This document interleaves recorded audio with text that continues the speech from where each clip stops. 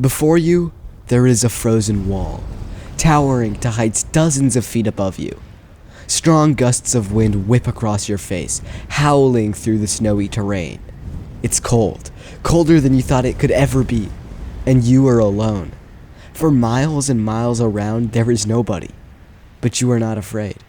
You feel no fear as you stab your ice axe into the glacial fortification, and, taking in a deep breath, you begin to climb. You don't feel isolated or alone. For you, this is freedom. The Climber is a phenomenal manga, with a story of pain, obsession, fear, and isolation.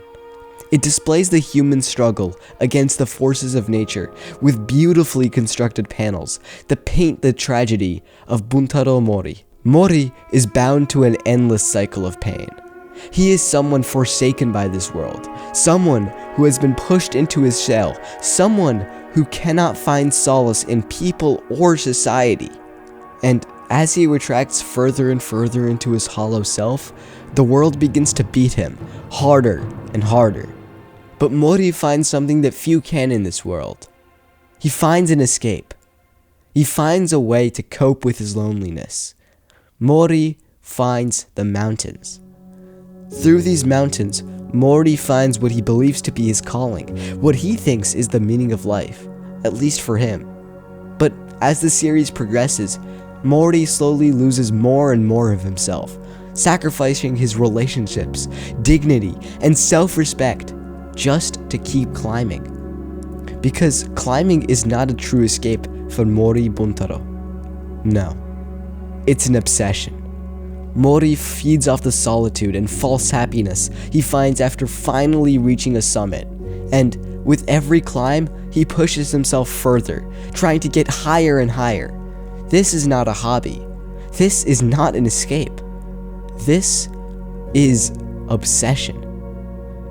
But in my not-so-professional opinion, to truly understand Mori's journey and his constant struggle to finally achieve his goals, we first have to understand a very different story. A story that shows a world that fundamentally contrasts the world we see in The Climber. In 1987, a man named Paulo Coelho sat down and began to write.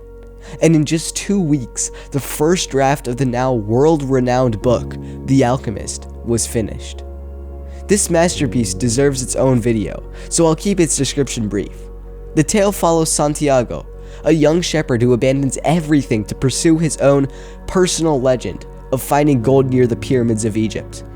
The personal legend was a term coined by Coelho for this very book, and it's the concept that lies at the foundation of The Alchemist and countless other tales that follow the hero's journey narrative archetype. In The Alchemist, Coelho pushes the idea that if you want to achieve your dream, fulfill your purpose in life, or as stated in the book, pursue your personal legend, the whole universe will bend just to help you. But will it really?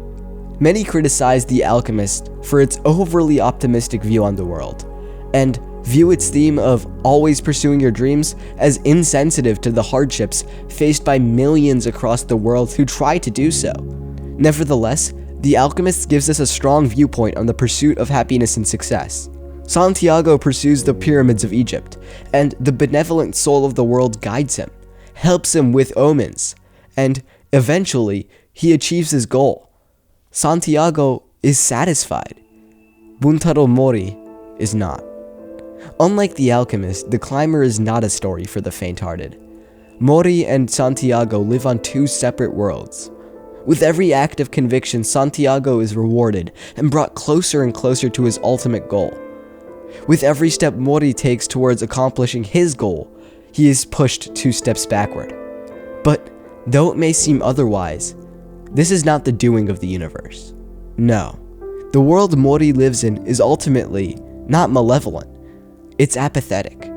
Though it looks like society pushes Mori away, it's actually the opposite.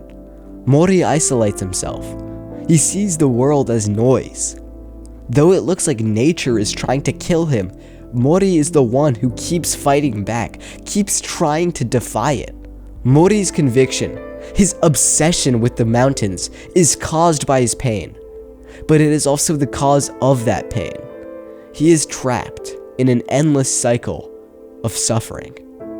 Mori is obsessed.